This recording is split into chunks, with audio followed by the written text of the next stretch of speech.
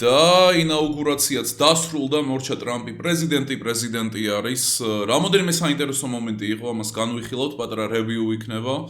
სხვათა შორის სანამ შეიკრიბებოდნენ კაპიტოლში, რაც მთავარია შენობაში და არა გარეთ ამინდის გამო, ბაიდენმა ხელი მოაწერა მისი მთლიანი ოჯახის შეწყალებას. ყველა მიცით ჰანთერ ბაიდენის ისტორია, ყველა მიცით ზოგადად ბაიდენის ოჯახის ისტორია და რამდენად კრიმინალური ოჯახი არის და დაიზღვია კაცმა თავი და ისე ყოჩაღ რომ მაგდენი მოტვინა, იმიტომ რომ აი ინაუგურაციაზეც ისე იჯდა, ისეთი სახე ჰქონდა, აშკარად ეთყობა რომ აღარ არის აქ. აშკარად ეთყობა ტერმინალური სტადია ქრონიკული ხანდაზმულობის სიბერის. პლუს დემენცია, პლუს მაგაში მე მოდი არ ჩავერევი, ეგ ნევროლოგების საქმე არის და ასე შეიწყალა. მოდი უბრალოდ უცებ შევეხოთ თვითონ ინაუგურაციის პრაქტიკას, ხო? ეს რა არის? გაგიკვირდებათ და God bless America და ეგ არის საკმაოდ წარმართი ძველი რომაული ტრადიცია, რომელიც მოდის აუგურებისგან. აუგურები იყვნენ ეგეთი მკითხავები, რომლებიც ჩიტების ფრენით, მაგას თუ არ ვცდები ქვია აუსპიცია, აი მაგ ფრენის პეთერნებით ადგენდნენ თუ ღმერთების ნება რა იყო და ეს ინაუგურაციაც ზუსტად მაგას ეხება. ეგ ტრადიცია არის, რომ აი ღმერთების მოწონება დაიმსახურო და მთელი ამბები. საკმაოდ ძველი ტრადიცია არის, დაგუგლეთ, რაც მთავარია წარმართული არის, მაგრამ ამერიკა ხო ქრისტიანულია. საქართველოს, მაგრამ ინაუგურაცია არ არის. რას ვიზამთ? იქნებ გავაქრისტიანოთ ინაუგურაცია. იქნებ აუგურებს მივაღებინოთ რწმენა. რწმენას რაც შეეხება ეგ საინტერესო რა იყო, რომ აი სანამ იმღერებდნენ თავიანთ hymns, Star Spangled Banners, მანამდე იყო ლოცვების დრო. და პირველი ვინც გამოვიდა ეს ტრამპის სიტყვის მერე რომ ელოცა და ასე შემდეგ იყო, რა თქმა უნდა, ებრაელი კაცი, რომელმაც ილოცა ელოჰიმისთვის, the name და ასევე ისრაელისთვის. მშვენიერია, უბრალოდ იცით რა არის, რომ ანუ ხალხი დაიტანჯა რა, იმიტომ რომ არ ესმით ამერიკა, ისრაელი. მოდი უბრალოდ იმას ქენით, გააცნობიერეთ. ერთხელ და სამუდამოდ რომ ისრაელი არის 51 შტატი, ან 52. კი არის იქ პატარა რაღაცა ბიუროკრატიული განსხვავებები, მაგრამ როცა იტყვით ისრაელს, მოდი თქვით ამერიკის ერთ-ერთი შტატი, რომელზეც უბრალოდ ბევრი იუდეველი ცხოვრობს. მოდი ვიყოთ გულწრფელები, ხო? აი რაც არის, ეგ ვუწოდოთ, ხო? მაგის მერე გამოვიდა ძალიან ისეთი აი კლიშე ქარიზმატული შავი თუ არ ვცდები პასტორი, რომელიც მგონი იყო პროტესტანტი, რომელმაც ილოცა კარგად, საკმაოდ ეფექტურად. აი ზუსტად ისე რომ გადახედოთ ფილმებს, სადაც მოკლედ აი ეს negro spiritual სრულდება და მთელი ამბები, აი ეგ იყო ზუსტად და ბოლოს გამოვიდა თუ არ ვცდები კათოლიკე ადამიანი, რომაული კათოლიციზმი რა თქმა უნდა. თორემ ასე მართლმადიდებლობაც კათოლიციზმი არის, ანუ უნივერსალური. ხო და აი ეგეთი ის იყო ტრამპმა რაღაცა დაპირებები გასცა რა თქმა უნდა, ერთ-ერთი იყო ის რომ გამოაცხადა national emergency მექსიკის საზღვარზე და ასეთი რამ თქვა რომ catch and release აღარ იქნებაო, ანუ რომ დაიჭერენ და მერე რომ უშვებენ, არამედ უკან გავაბრუნებთო ბევრსო და ზოგს დავადეპორტებთო, ანუ ის პრაქტიკა იქნება რომ მექსიკაში დააბრუნებენ ბევრს და ვისაც დაიჭერენ ზოგს ან დაადეპორტ. მოკლედ ძალიან ცუდი ამბავი არის მათთვის, ვინც ახლა ამერიკაში ცდილობს არალეგალურად გადასვლას. არ გინდათ მოერიდეთ მაგას. ტრამპის ერთი დაპირება უკვე არ შესრულდა, რომელიც რა იყო? წლებია რა დაპირება ვიცით ტრამპის? ის რომ უკრაინაში ომი დასრულდებოდა სანამ ოფისს დაიკავებდა. ომი არ დასრულებულა, პირიქით ახალი ფრონტი გაიხსნა დღეს უკრაინაში. რაც ცუდი არის. ყოველთვის ცუდი არის, როცა უმიზეზოდ ერთი დეგენერატის გამო ამდენი თეთრკანიანი ადამიანი კვდება, მაშინ როცა თამაშში სხვები არ. არამედ პირიქით მრავლდებიან და ასე შემდეგ. კიდევ ერთი მომენტი იყო, სადაც ტრამპს, არ ვიცი, განზრახი იყო თუ მთელი მისი speechwriter-ები რო ავიღოთ, არიციან დღემდე და ვერ გაიგეს ესეთი ელემენტარული რამე, რომელიც და სხვათა შორის რო დაუბრუნდე ლოცვები, როდესაც დაიწყო ინაუგურაციაზე, ხო, მან ლოცვა იყო ებრაულ ღმერთზე, ვინც თეოლოგია ოდნავ მაინც იცით, ღმერთი, რომლიცაც წამთ ებრაელებს, არის უნიტარული, სხვანაირი ნება აქვს, ნება მეტაფიზიკური გაგებით, სხვანაირი ბუნება და არანაირი კავშირი არ აქვს ტრადიციულ ქრისტიანულ ღმერთთან. რო რამე, მაგრამ მაინც ყველა ლოცულობდა. იმიტომ რომ მაინც ღმერთი ხო ერთია და ზოგადად ისე რო რამე ხო არის IQ ტესტები, რო მაგალითად კითხავ ადამიანს, დღესდილით რომ არ გეჭამა თავს როგორ იგრძნობდი თუ პირიქით. დღესდილით მოკლედ და ადამიანმა თუ დაიწყო რომ ხო, მაგრამ მე დღესდღეობით თუ ჭამე, რას ქვია რო არ მეჭამა. ესე იგი, low IQ არის, არ შეუძლია რომ კონდიციური, ჰიპოთეტური სიტუაცია წარმოიდგინოს. ეგრე არის სამებაზეც. თუ ადამიანს არ შეუძლია რომ გაიაზროს სამება, ცხადია რომ low IQ და სამწუხაროდ უმეტესობას არ შეუძლია. რაღაცნაირად ვერა სამი რა არის, ხო, მაგრამ ერთი თუა სამი რა არის. ამერიკელებიც არ არიან გამონაკლისები იმის მიუხედავად, რომ ეს სამების დოქტრინა, ტრინიტარიანელობა ამერიკაში ბევრად მეტმა ადამიანმა იცის, ბევრად მეტმა ქრისტიანმა, ძირითადად პროტესტანტებმა, იმიტომ რომ პროტესტანტები მაინც ძალიან ჩაციკლულები არიან ისეთ ბიბლიაზე, დოქტრინებზე, თეოლოგიაზე და ასე შემდეგ და ნაკლებად ისეთ ცოტა უფრო პრაქტიკულ რამეებზე. ეს განსხვავება არის.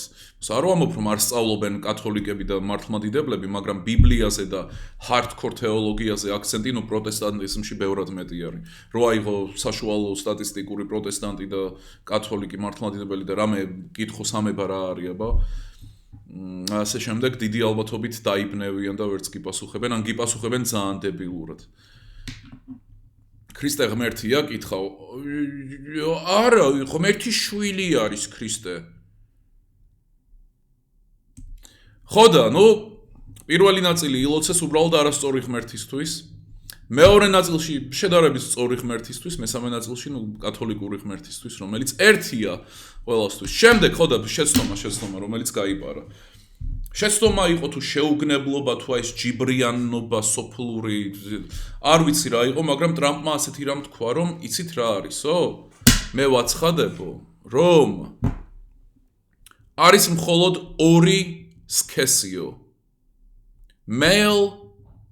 ორი გენდერი არისო, male and female. მამრობითი და მდედრობითი გენდერი არისო.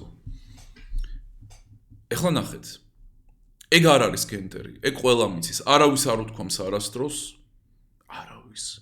ეს გენდერ თეორისტები რო ავიღოთ, ან თუნდაც მყირალა ისეთი ხალხი, ვისაც რა ჭკუა მაინც მოეთხოვება, არავის არ უთქვამს, რომ ჯერ ერთი ეგ სქესი არის, male and female, მამრობითი, მდედრობითი, ეგ არის სქესი.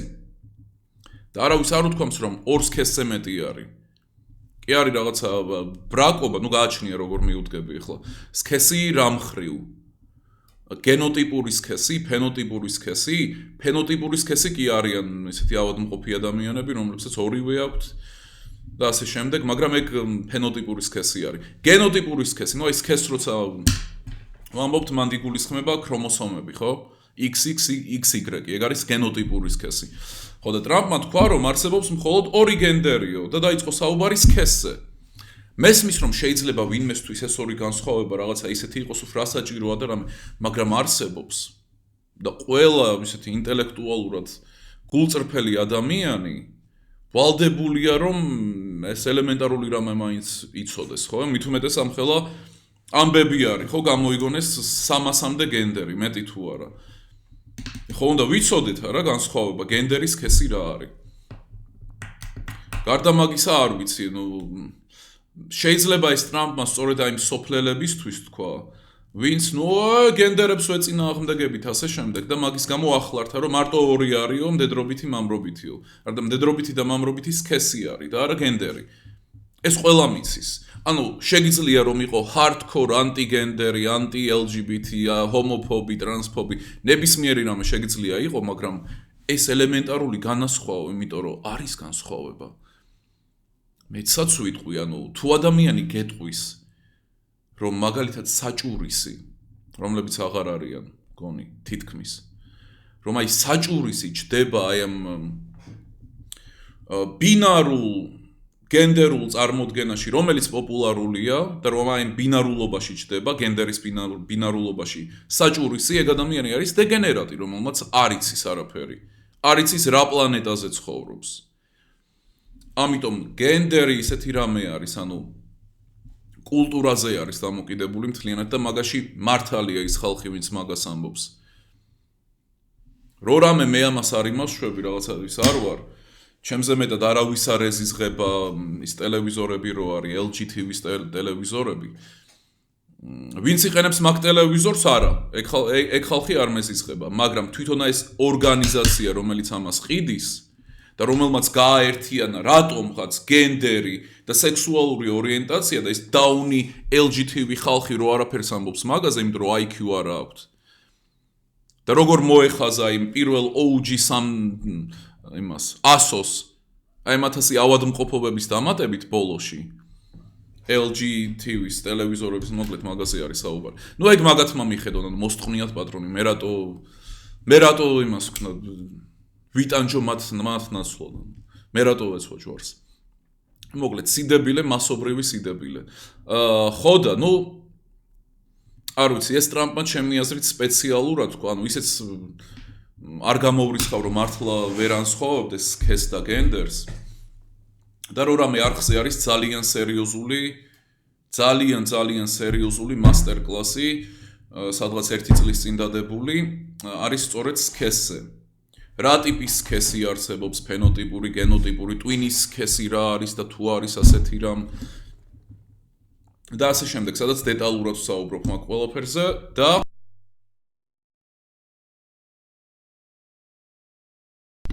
უკაცრავად და მოკლედ ნახეთ ეგ ვიდეო. მაგრამ იმისი თქმა რომ მხოლოდ ორი გენდერი არის, შეიძლება თქვა ორი პოპულარული გენდერია. შეიძლება თქვა რომ ახლა არის მხოლოდ ორი გენდერი, ან ახლა არის მხოლოდ ერთ კულტურაში, ერთ ქვეყანაში. მაგრამ იმისი თქმა რომ არის მხოლოდ ორი გენდერი, ეგ ისტორიული სისულელე არის. ვიმეორებ, საჭურისი თუ გგონია რომ გენდერში რაც არის კულტურული, რაც არის როლი, roleplay, რამე, რუმე, თუ გონია რომ საჭურისი აი ბინარულში ჩდება, შენ ხარ დეგენერატი. არის ორი სქესი, გენოტიპური სქესი, რა თქმა უნდა, რომელსაც ვერ შეცვლი, XX და XY. ერთი არის low IQ, მეორე არის ჭკვიანი ცივილიზაციის შემქმნელი, გამომგონე, კაი ხუმრობ. ხო და ასევე საინტერესო მომენტი, ტრამპმა გამოაცხადა კარტელები, როგორც ტერორისტული ორგანიზაცია. ანუ მორჩაო რა, ხვალიდან ჩათვალეთ რომ ეს კარტელებიო, მექსიკური ცხადია, ჩაითვლებიან როგორც ტერორისტებიო, როგორც ტერორისტული ორგანიზაციაო. ეს რამე ომს ნიშნავს, რომ ომს გამოაცხადებს ტრამპი კარტელებზე? არ ვიცი, ნახოთ, ბევრი, მოდი არ ვიმკითხავთ და დავაკვირდეთ რა როგორ განვითარდება. მაგრამ რა ვიცი, იმედია ვენსი, JD ვენსი არ შეუჩნდება, ვიცე-პრეზიდენტი ახალი ამერიკის არ შეუჩნდება ტრამპს.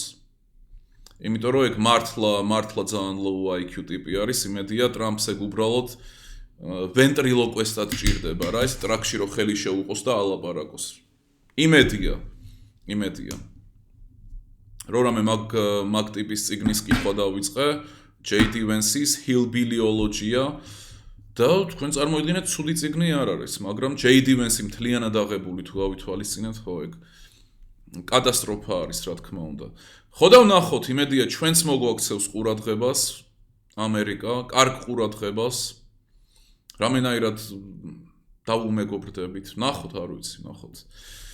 ნახოთ როგორ განვითარდება მოვლენები. იმედია რომ მართლა უკრაინაში ომს დაასრულებს, იმიტომ რომ საკმარისია. მართლა საკმარისია. მადლობა ყურადღებისთვის. თქვენთან ვიყავი მე და ჩემთან იყავით თქვენ და შევხვდებით სიმპოზიუმზე. დროებით.